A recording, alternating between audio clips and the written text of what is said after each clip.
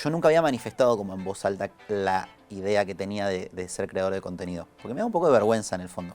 Tenía un sueldazo para ese momento, era muy alto, pero había algo adentro mío que me decía, si no es ahora, no va a ser nunca. Era el momento de hacerlo. Fui y le dije a mi jefe, quiero renunciar. ¿Por qué? ¿Qué quieres hacer? Me dice, quiero ser youtuber. Yo prefiero equivocarme a cualquier edad, pero por lo menos tratar de apuntar a lo que a mí me gustaría llegar.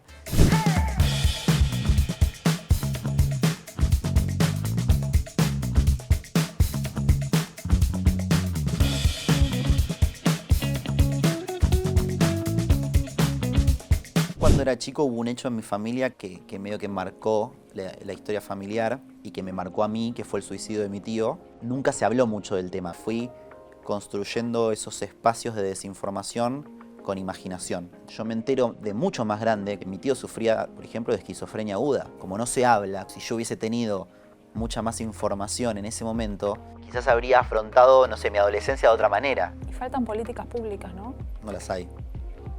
No las hay. ¿Pasaste por la experiencia de búsquedas en tele, en radios, Sí, en dónde? Hice un casting de una productora que me llamó, que había visto algo que yo había hecho en Instagram y me dijo, che, vení a hacerte un casting.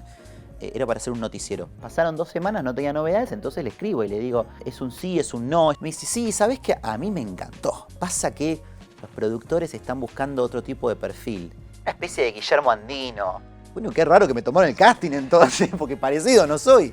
Las métricas y estar viendo constantemente, ¿te preocupa cuánta gente ve una entrevista? Cuando recién me empezaba a ir bien, muchísimo, pero porque tiene una repercusión directa en mi trabajo.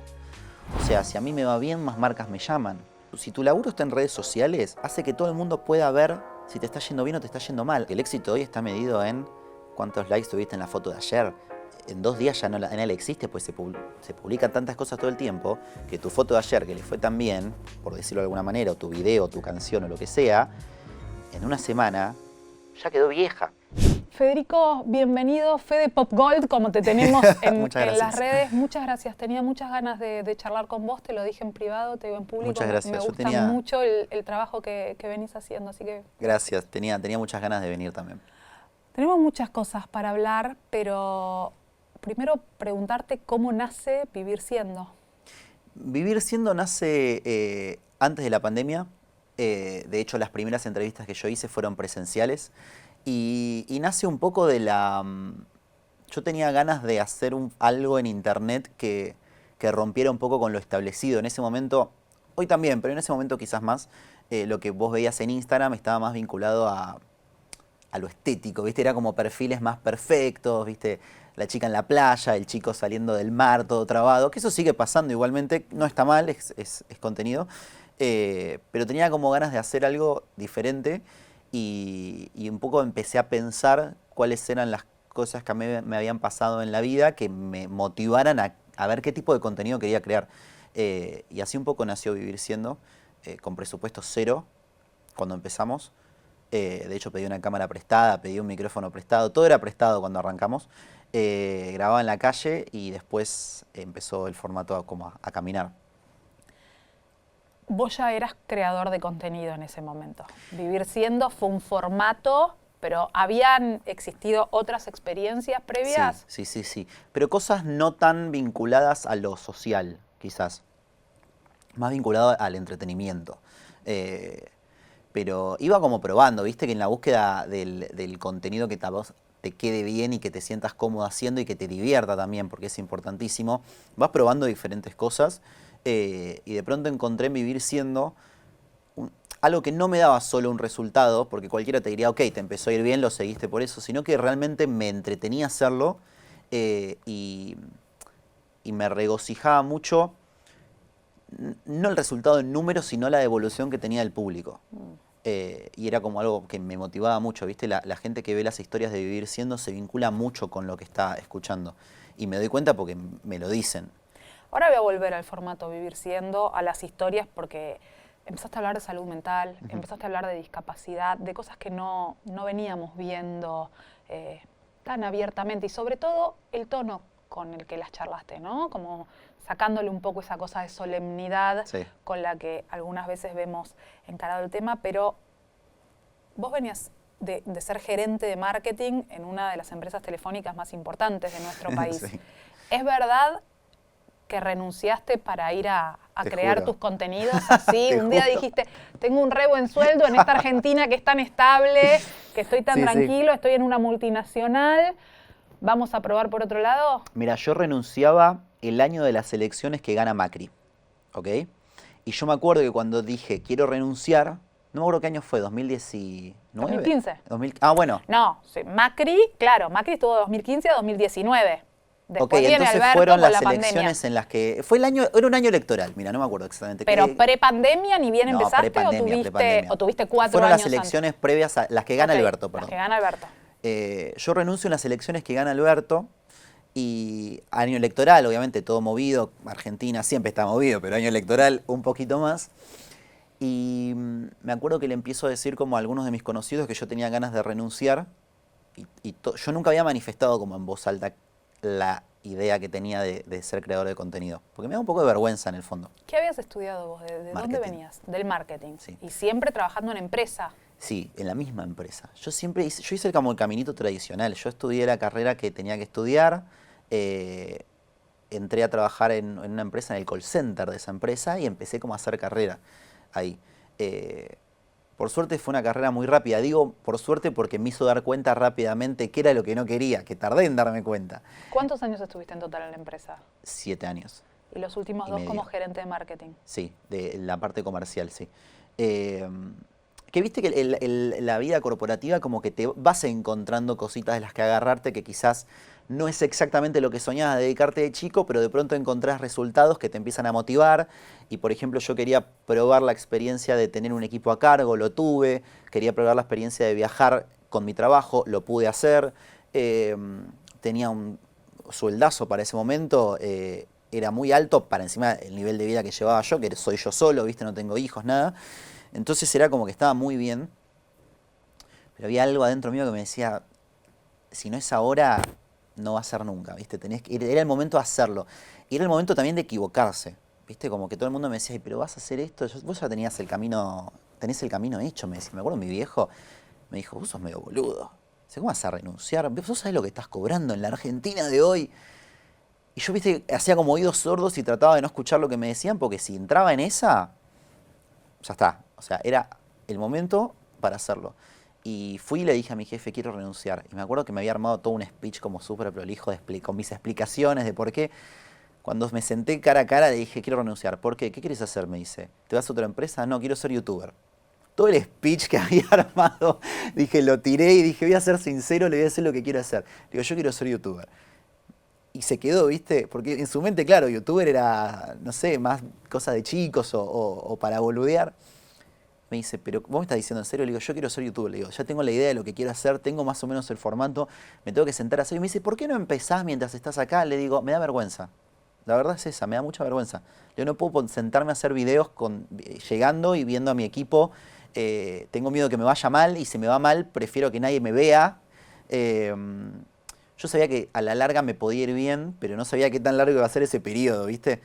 Y pasa mucho que durante ese periodo, hasta que eventualmente te va bien, la gente te mira con cara rara. Es como tipo, ¿de verdad esto es lo que estás haciendo?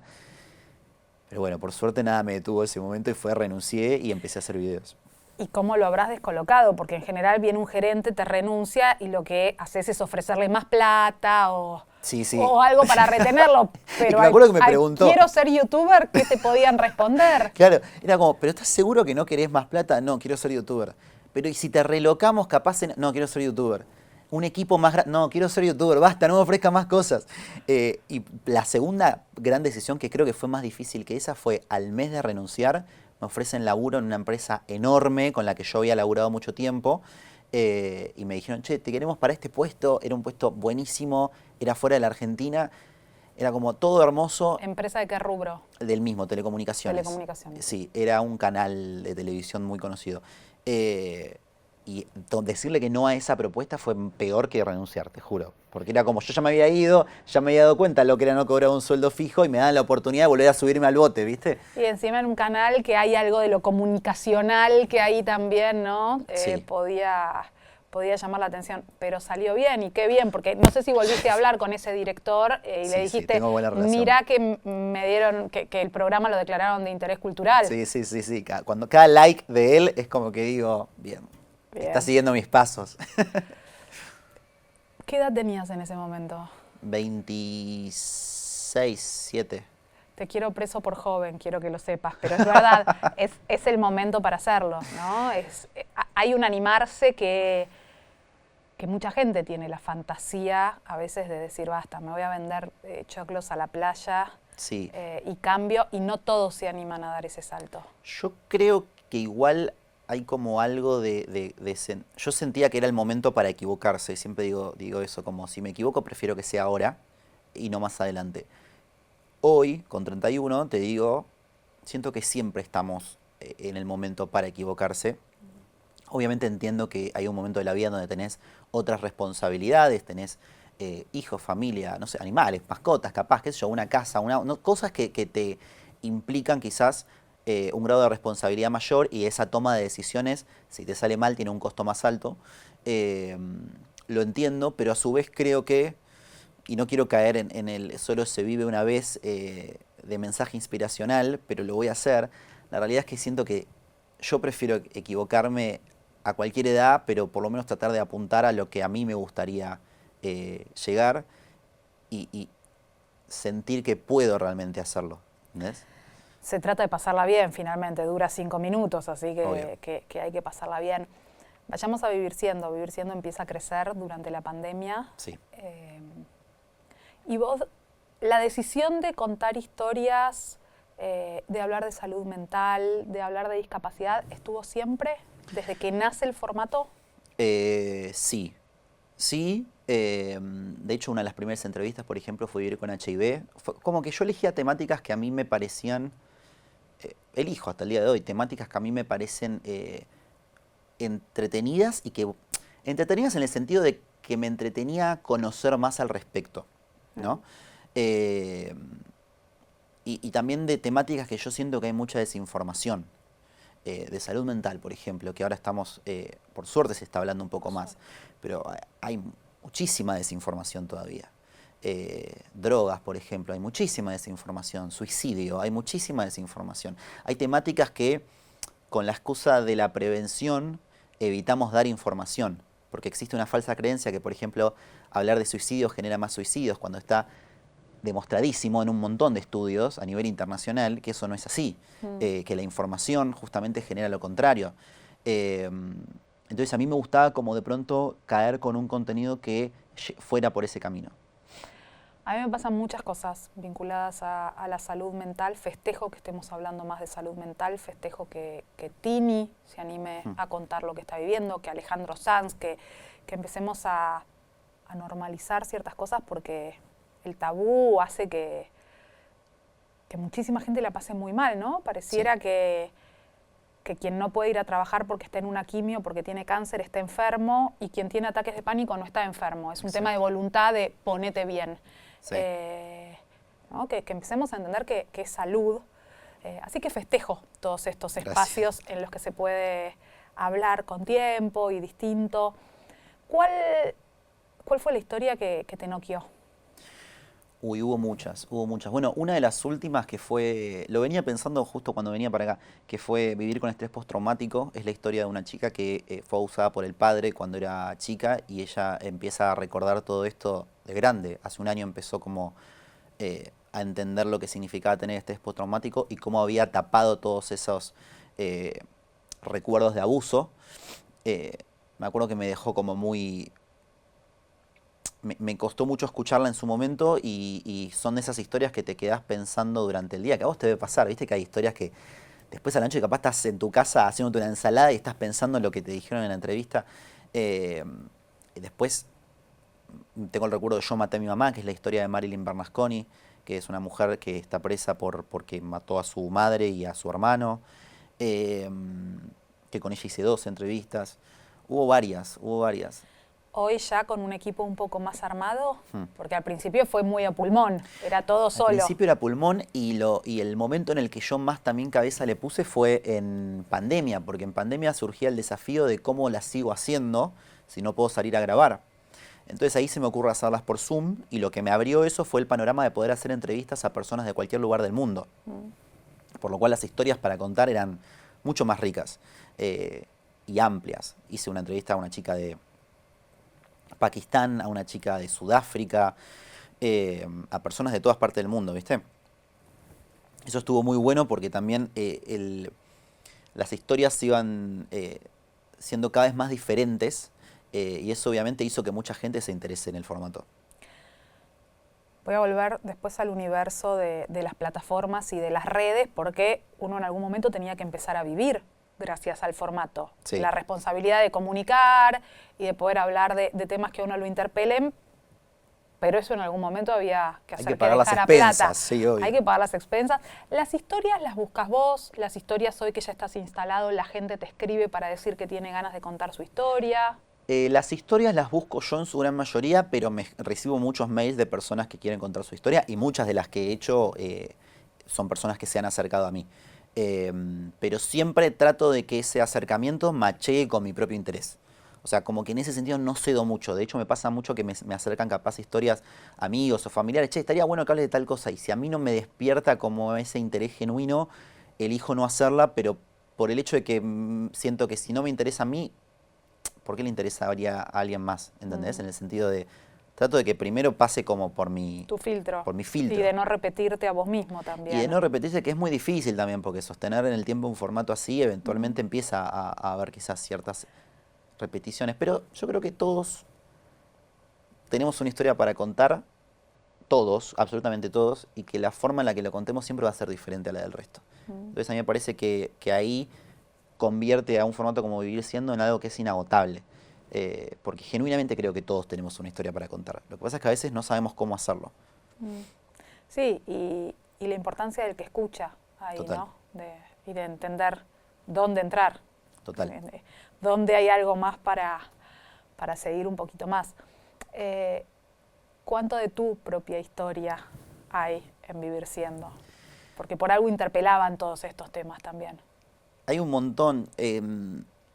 Yo cuando era chico hubo un hecho en mi familia que medio que marcó la historia familiar y que me marcó a mí, que fue el suicidio de mi tío.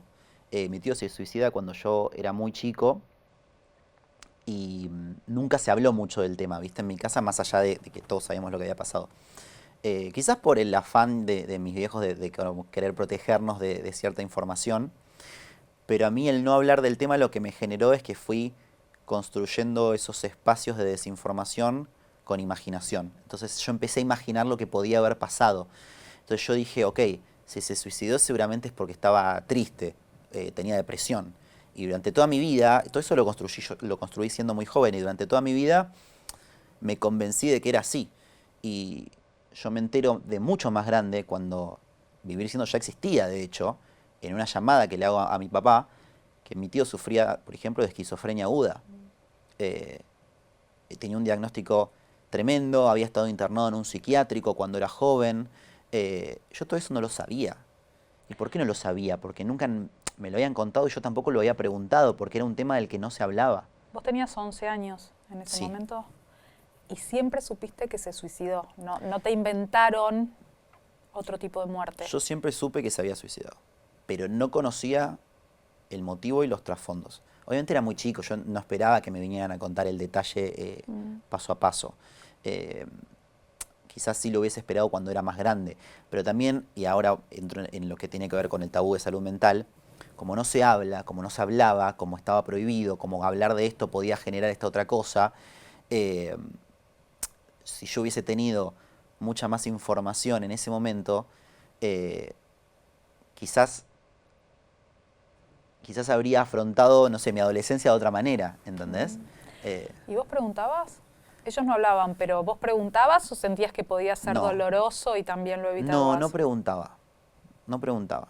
Empecé a preguntar cuando fui más grande y empecé a preguntar en Vivir Siendo, de hecho, quizás para responderme propias preguntas de mi vida, digamos, esas preguntas que yo quería hacer y quizás no me animaba a hacerlas con mi círculo familiar, las empecé a hacer a otras personas sobre sus propias vidas. Y ahí también yo empecé a romper como mi propio miedo o vergüenza, o poner el nombre que quieras, de no tocar determinado tema. Y empecé como a destrabar ciertos tabúes que yo decía, no, hay que destrabar tabúes en el resto. En realidad eran mis tabúes los que yo empiezo a destrabar en Vivir Siendo. Que seguramente un montón de otras personas también los tenían, pero termina siendo como algo que yo tenía, esas ciertas limitaciones personales. ¿Hermano de tu papá o de tu mamá? De mi papá. ¿Y cómo vivió tu papá eso? O lo que vos sepas, ¿no? Mira, yo el año pasado di una charla TED y fue de las primeras veces en las que hablé más con mi viejo sobre el tema. Imagínate, yo tenía 11 años, hoy tengo 31, hace 20 años pasó, y recién el año pasado como que hablé un poco más del tema con él. Es el suicidio de un hermano. Es enloquecedor. Pero voy a sacar hasta el hermano. Es un suicidio. La muerte por suicidio, por eso se habla también mucho de sobrevivientes de suicidio a los familiares y amigos de la persona que toma la decisión de quitarse la vida. Porque hay un factor que tiene la muerte por suicidio extra que no tienen otras muertes, que es el sentimiento de culpa. Es sentir que vos quizás podrías haber hecho algo diferente para evitar eso, ¿no? Creo que ese sentimiento de culpa también nace de la desinformación y de no entender las cosas. Y de quizás subestimar la salud mental y de decir, hace poquito hice una entrevista a una chica que había suicidado a su hermano y ella me decía como que las primeras cosas que pensaba cuando se enteró que su hermano se había suicidado era, ay, quizás si yo justo lo llamaba en ese momento no lo hacía. Y en realidad no es algo tan así. En realidad su hermano tenía una enfermedad, tenía un trastorno de la salud mental que tenía que ser tratado. Y que es un diagnóstico médico, no es algo evitable, que después terminó traccionando ese suicidio, pero no es algo evitable como yo te mando un mensaje y ya está. Hay cierta liviandad de cómo tocamos el tema a los medios, a veces, más allá de que haya protocolos y demás. Cada vez que sucede un suicidio con alguien público y nos impacta, siempre sale algún médico, algún profesional también a decir, bueno, la familia, los amigos, estar atentos, porque cuando una persona está deprimida, y eso yo creo que también genera una cierta culpa, como si uno pudiera evitarlo, como si uno no hubiera visto algo que tendría que haber visto, si uno no hubiera estado atento. Y no siempre lo vas a ver. Es lo que vos decís, hay una persona que tendría que haber tenido un diagnóstico y que a veces aún así no puede. Obvio. No es valiente, no es, ¿no? Porque a veces también es, ¿no? Los adjetivos que se ponen al lado de la como muerte a veces por también suicidio. una persona tiene cáncer y recibe el tratamiento oncológico que corresponda y eventualmente eso conlleva fallecimiento. Digo, no siempre es todo tan así. No es matemático. No es exacto, esa es la palabra, no es todo tan matemático. Obviamente que está bueno que estemos todos atentos a nuestra propia salud mental, a la del resto, que conozcamos, pero para estar atentos también necesitamos información. Si evitamos hablar de ciertos temas, nunca vamos a poder estar atentos. ¿Cómo ves o cómo vivís desde tu lugar, ¿no? Que muchos más famosos estén hablando un poco de salud mental, que estén reconociendo o contando que tienen ataques de pánico, que tienen trastornos de ansiedad, que cursan o cursaron cuadros de depresión. Yo creo que está bueno, me gusta que de pronto, creo que ese tipo de declaraciones, por ejemplo, me pongo en el caso de Tini, que hace poco habló de ansiedad arriba de un escenario y que obviamente eso lo vieron millones de personas alrededor del mundo. Creo que despierta muchas preguntas también y eso está buenísimo en mucha gente joven que la sigue, no solo joven, en un montón de personas. Che, ¿qué es la ansiedad? Che, ¿será esto que estoy sintiendo? ¿Entendés? Quizás no es que ves eso y terminás aprendiendo de salud mental, pero despertó preguntas y despertó conversación sobre una temática. Creo que está bueno.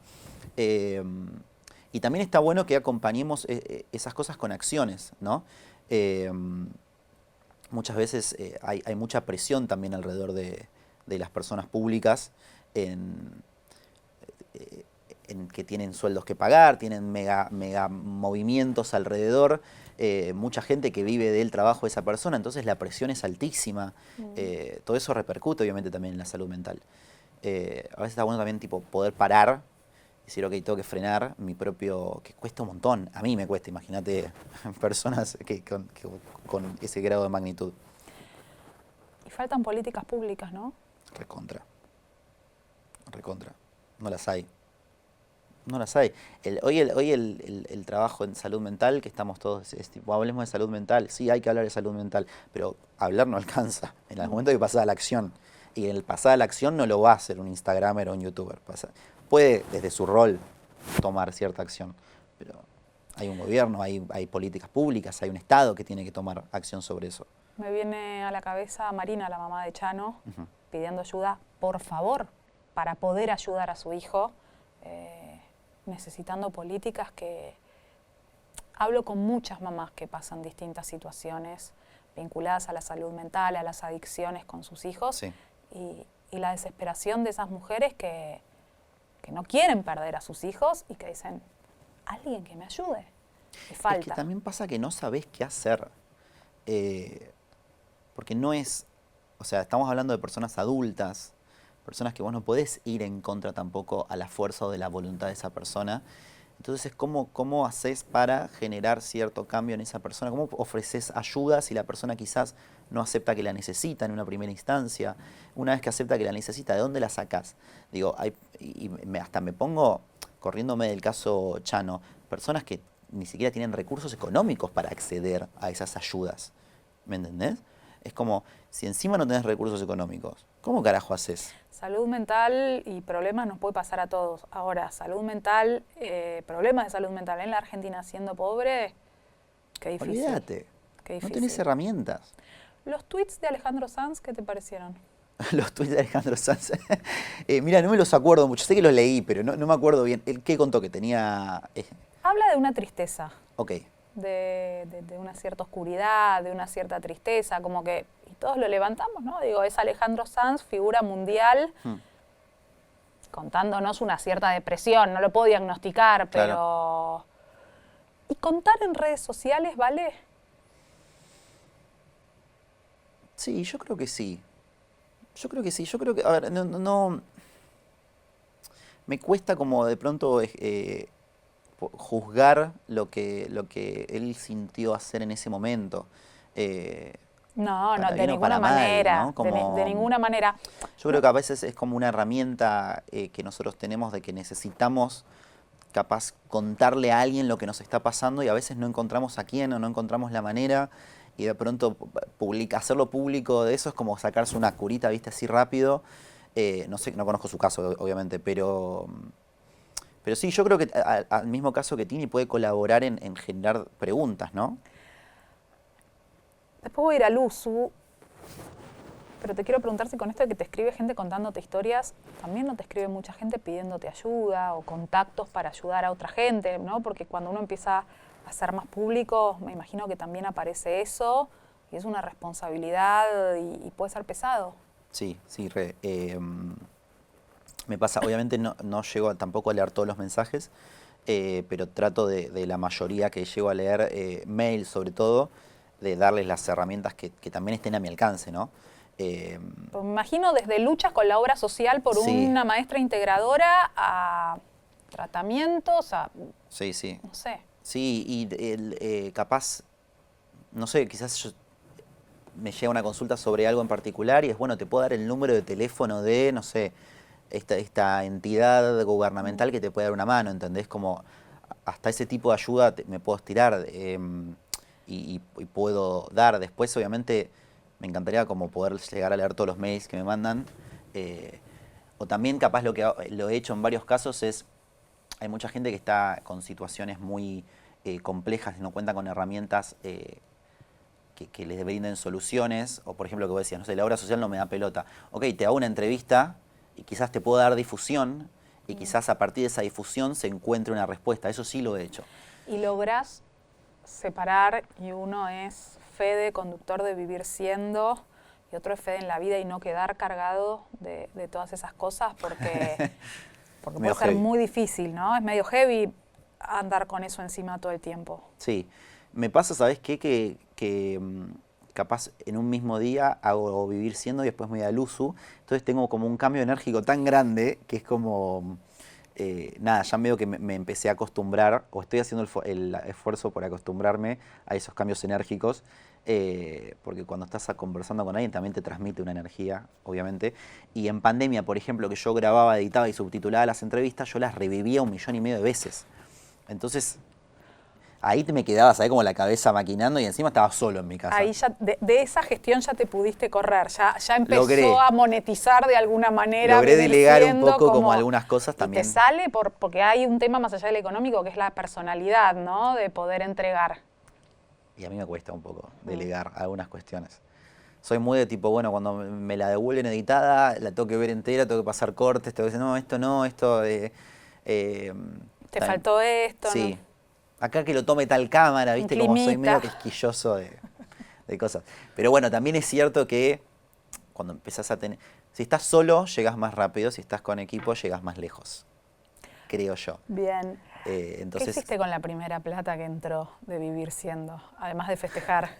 Porque en algún momento se convirtió en un producto comercial también. Sí, empezás a laburar con YouTube, ¿viste? Como plataforma.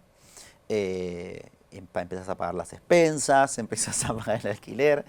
Llamaste al que era el gerente y le dijiste, mirá, ahora empezó a siempre entrar plata. A tu papá. Siempre jodo con que lo primero que hice cuando como empecé a trabajar, digamos, a generar un ingreso a partir de las redes sociales, fue invitar a comer sushi de canje a los que no creían en mí. Bueno, miren ahora cómo comen gratis.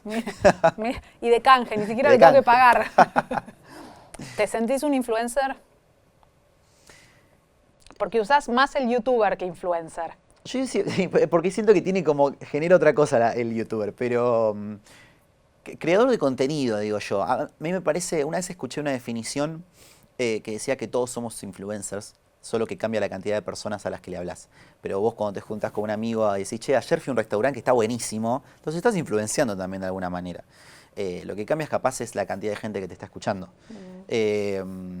Entonces creo que todos influenciamos y deberíamos, a la hora de publicar algo en internet, tener esa premisa de, che, esto lo puede ver mucha cantidad de gente, a veces no sabemos cuánto. No solamente lo que publica alguien que tiene tanta cantidad de seguidores, sino lo que publicamos cualquiera. Se te puede viralizar un video, se te puede viralizar un comentario, se te puede viralizar un tweet. Muchas veces no se te viraliza, pero lo vio justo una persona a la cual le generaste algo. Entonces está bueno que pensemos 2 veces antes de dar clic y publicar. Hablábamos antes de empezar de las cosas buenas y las cosas malas de las redes y las plataformas, ¿no? ¿Qué sentís que tienen de bueno y qué sentís que tienen de peligroso? Yo creo que lo bueno es que democratizaron el acceso a las grandes audiencias. Hoy nadie tiene que venir a elegirte para que vos armes un proyecto propio y que llegues a mucha cantidad de personas. Antes tenía que venir un productor de tele y decirte vos sí, vos no. Y en ese vos sí, vos no se analizaban un montón de variables que nunca sabías cuál era, estéticas, físicas, de todo. Yo creo que eso es lo bueno.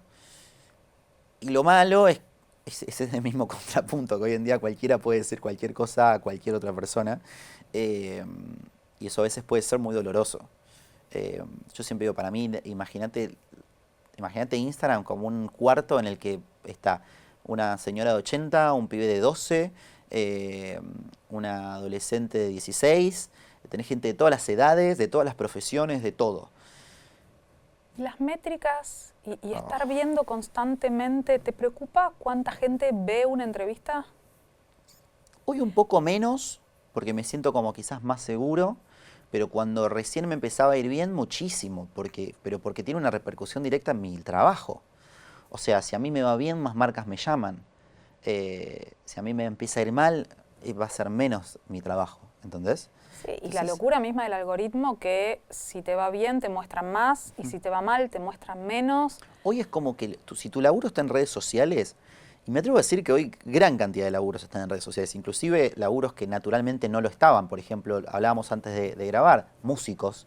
Hoy, no sé, una María Becerra, gran parte de su laburo está en redes sociales, porque son el gran canal de difusión. Y eso hace que todo el mundo, la métrica, la cantidad de seguidores, la cantidad de likes, hace que todo el mundo pueda ver si te está yendo bien o te está yendo mal. Antes vos capaz sacabas un disco y se enteraba poca gente cuánto vendió el disco, ¿entendés? Hoy en día todo el mundo sabe cuánta gente escuchó la canción que sacaste allá en Spotify. Entonces todo el mundo sabe, no, le está yendo como el culo. No, la está rompiendo. ¿Entendés? Eso te quema la cabeza en algún punto, porque es como que tenés una cosa detrás que todo el tiempo te está diciendo cómo te está yendo. Obviamente tiene un montón de cosas buenas también, tenés acceso a un montón de cosas. No estaríamos hablando acá Obvio.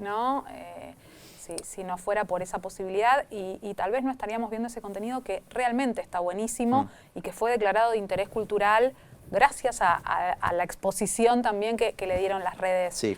Pero a mí me toca charlar con muchos referentes de la música hoy y algunos la pasan muy mal, ¿no? Hablábamos antes de empezar, Fito sacaba un disco y se iba de gira 2, 3 años. Hoy los pibes tienen que sacar un tema por mes, un tema cada 3 semanas. Sí, y lo efímero que es el éxito.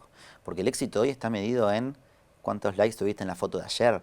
En 2 días ya no la existe, pues se publican tantas cosas todo el tiempo que tu foto de ayer, que le fue tan bien, por decirlo de alguna manera, o tu video, tu canción o lo que sea, en una semana ya quedó vieja. Entonces lo que para vos hoy es la pegaste, es un la pegaste que dura un par de días, semanas. Entonces constantemente tenés la presión de estar pegándola, ¿entendés? Muy agotador. Sí. Es muy agotador y es un tema también con los chicos chiquitos y lo que pasa con cómo consumen hoy contenido. Todo es instantáneo, todos son 15 segundos, ¿no? Sí, hay una regla en la creación de contenido que es la regla de los 3 segundos, que es vos tenés que atrapar a la audiencia en los primeros 3 segundos. 3. Eso es lo que yo vengo haciendo mal, ¿entendés? Porque la gente no tiene paciencia para ver algo más de 3 segundos si no le atrajo la atención así. Wow. ¿No viste que hay muchos videos de TikTok que arrancan con el final? Eso es porque justamente te quiere mostrar lo más atractivo para que vos te quedes viendo todo lo demás. Qué loco, qué fuerte, ¿no? ¿Cómo no vamos a tener ansiedad? Claro, ¿cómo no vamos a estar con tantos más trastornos de ansiedad? No me quiero perder, que vos mencionaste hace un ratito, qué es lo que buscan otros medios, ¿no? Y cómo es la decisión de otros cuando es un gerente de programación el que te toca con la varita mágica, sí, o un productor. ¿Pasaste por la experiencia de búsquedas en tele, en radios, sí, en sí. dónde? Yo quería entrar en medios y laburé, bueno, tuve la posibilidad de laburar en lo que llamamos medios tradicionales eventualmente, pero una de mis primeras experiencias hice un casting de una productora que me llamó, que había visto algo que yo había hecho en Instagram y me dijo, che, vení a hacerte un casting, era para hacer un noticiero. Y yo hago el casting, me hicieron preparar 3 noticias, yo todo preparado, divino, qué sé yo, y pasaron 2 semanas, no tenía novedades, entonces le escribo y le digo, che, es un sí, es un no, es un se estamos mirando, porque si es un no yo ya me olvido, pero viste, vivir como con la incógnita es duro. Me dice, sí, ¿sabés qué? A mí me encantó, pasa que los productores están buscando otro tipo de perfil. Y le digo, ay, ¿qué están buscando? Y alguien más carilindo, me dijeron. Y yo digo, me quedé como callado, ¿viste? Como desarrollo un poco más. Y me dice, están buscando como alguien más, una especie de Guillermo Andino. Yo dije, bueno, qué raro que me tomaron el casting entonces, porque parecido no soy. Y ahí como que entendí un poco, dije, no, bueno, yo no puedo depender de que me venga a elegir un productor. Tengo que empezar a autogestionarme y hacer las cosas que quiero hacer por mi cuenta, porque evidentemente se priorizan cosas que quizás yo no voy a tener nunca. ¿Dolió? O sea, hoy lo cuento como que me causó gracia, pero en su momento me descolocó. No sé si me dolió, me descolocó. Porque fue como, ok, entonces esto no es para mí, ¿entendés? Como quizás siempre me va a pasar esto, de que me van a decir, no sos Guillermo Andino. Siempre pasa que te lo tomás muy personal, ¿viste? Igual en este caso fue bastante personal. Pero después tuve la oportunidad de trabajar en tele, hice radio tradicional, digamos, el año pasado, así que como que me saqué también. ¿Dónde el año pasado? Estuve en la 990. ¿Y cómo fue eso? Me llama un día Claudio Villarruel, yo estaba en un taxi, y me escribe primero por Instagram y yo me quedé como, ¿viste? Leí Villarruel y dije, pará, esto es medio, esto es algo importante. ¿Es de verdad? Claro, ¿O es un ¿viste? fake? ¿Será verdad? y me cuenta que había tomado la dirección artística de la 990 y y le gustaba mucho Vivir Siendo, me habló mucho del formato y me di cuenta de que lo conocía porque me nombró me pidió una reunión y yo, obvio, y fui y cuando llegué a la reunión yo tenía en ese momento otra oferta para hacer radio, me dijo, tenés que hacer esto, me dice, yo ya lo tengo todo pensado, se va a llamar el show de Fede Popgold, va a ser los domingos a la noche, vas a poder hacer lo que quieras, qué sé yo, y como que tenía todo el proyecto armado y fue como, bueno, sí, lo voy a hacer, y fue muy divertido, y fue la primera vez que hice radio propiamente dicho. ¿Y ahí era el mismo tono de Vivir Siendo o ahí empezó a cambiar el tono? Porque Ahí en empezó a Luzu cambiar. sos otra persona. Sí. En Luzu No, no sos soy otra otro. persona, o sea, Bueno, pero siento como que te siempre como que se busca encasillar, ¿viste? A las El nicho. personas, el nicho. Y yo, qué sé yo, soy las dos cosas. Me puedo cagar de risa como me pasa en Luzu, de boludeces, capaz más del día a día. Y también puedo hacer un formato como Vivir Siendo y tener como un perfil un poco más serio. Como que siento que me divierte que las dos facetas coexistan. Pero entonces en el perfil radio en ese momento que hoy es streaming empezó a nacer en el show de Fede Popgold. Empezó, sí. Fue como mi primer acercamiento a la radio. Yo en realidad había hecho en Luzu algunas participaciones como columnista. Con Nico. Con Nico Quiato, sí. Que también fue medio similar. Nico me escribe un día por Instagram, cuando Luzu no existía, o sea, existía Nadie Dice Nada y salía por Zoom. Y me dice, che, quiero que hagas algo en la radio que estoy armando. Yo obviamente a Nico lo conocía por los medios. Entonces le dije, sí, obvio. No conocía el proyecto y me dice, no, salimos por Zoom, somos Nati, en su momento Flor. Le digo, bueno, dale. Me dice, armate una columna de lo que quieras y vení a hacerla un día. Y yo dije, bueno, pero de algo en particular. Y me dice, no, armate algo de cultura pop. La idea es como que cierres los programas hablando de algo. Entonces yo armé una columna de Britney, me acuerdo. Era el momento que estábamos con Free Whitney. Claro, era como la época de Free Britney, claro. Free Whitney. Y yo armé la columna y salí por Zoom, todo en pandemia. Y terminó y dije, les habría gustado, no sé, como que me diste la duda. Y al toque me escribe Nico y me dice, che, estuvo buenísimo, ¿te querés venir a hacer otro la semana que viene? Y empecé a ir como columnista fijo y después Luzu se convirtió en lo que es. Y hoy con tu programa. Y hoy yo sigo siendo hasta el día de hoy como columnista porque ya quedé como que cada tanto voy y les hablo de algo así. Y después la oportunidad de hacer el programa surgió el año pasado. Se empezó como a gestar el proyecto por fuera del Luzu. Yo fui el último integrante en sumarse. Primero estaba Nico, que se juntó con Dai, sumaron a Pablo y era como, bueno, falta una cuarta pata, qué sé yo. Yo soy amigo de Pablo desde hace muchos años. Y Pablo dijo, traigamos la Fede, que ya hizo radio tradicional. Fíjate cómo eso después se conecta con lo que estaba haciendo en la 990. Me dice, ella hace radio, ya trabaja en Luzu porque es columnista, qué sé yo. Y ahí me terminé como de sumar al proyecto. Y fue como que todo congenió muy bien. Y le presentamos el proyecto a Nico. Okay. Le dijimos, che, Nico, tenemos la idea de hacer esto, ¿te gusta, qué sé yo? Y me acuerdo que habíamos armado toda una presentación, un PowerPoint divino con nombre, foto, qué sé yo. Ni lo abrió Quiato, fue como, nos sentamos en una reunión y dijo, charlen entre ustedes. Y nosotros empezamos a charlar cualquier cosa. Parecía que estábamos medio borrachos en la reunión. Y yo por dentro pensaba, che, ¿esto le estará gustando o no? Porque yo digo, ya veo que estamos metiendo la pata. Era un casting en vivo del programa el que estaba haciendo. Sí, no sé. Y Nico creo que ni habló en la reunión. Se quedó como mirándonos así. Y cuando terminó la reunión dijo, me copa, estamos como para que arranquemos, ¿eh? Y fue como, todos salimos como sorprendidos, ¿viste?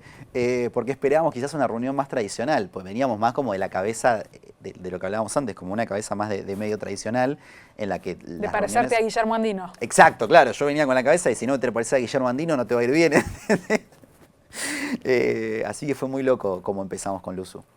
¿Ya te lo cruzaste al productor que dijo que no te parecías a Guillermo Andino alguna vez? Todavía no, pero estoy ahí deseando. En medios chicos, lo que mandes el contenido claro. Y ya nos cruzaremos. Ya nos vamos a cruzar. Ya nos cruzaremos, te voy a invitar a comer un sushi de canje, mira. Fede, ¿qué tenés ganas de que pase? Voy a uno de los próximos proyectos que tengo, que está ahí ya casi cerrándose. Tengo ganas de escribir y creo que voy a escribir un libro para el año que viene. ¿Tema? Voy a hablar un poco de la crisis de los 30. Tema que tiene para desarrollar ahí bastante. ¿La pasaste? ¿La estás pasando? ¿La estás evitando y por eso vas a escribir sobre ella? Siento que un poco todos la pasamos desde algún aspecto y voy a analizar como todos los aspectos que pueden afectar de pronto tu perspectiva a los 30 años de la vida. Por ejemplo, trabajo, familia, tus viejos envejecen, tus abuelos ya se empiezan a morir, o ya están muertos, o tus viejos, que pasas en algunos aspectos, en algunos casos. Tema económico, ¿no? Todos tenemos el chip de, no, yo a tu edad ya tenía una casa y nosotros estamos viendo cómo comprarnos una zapatilla en 18 cuotas. Así que va a abordar... Conseguimos la garantía para alquilar en dólares Claro. en Argentina, que está tan fácil el alquiler. Fede, ¿charlamos cuando salga el libro? Te tomo la Recontra. palabra. Sí, me encantaría. Muchísimas gracias. Gracias a vos. Me gusta mucho, en serio, lo que armaste con Vivir Siendo y felicitaciones. Me re divertí en la nota. Placer enorme, enorme.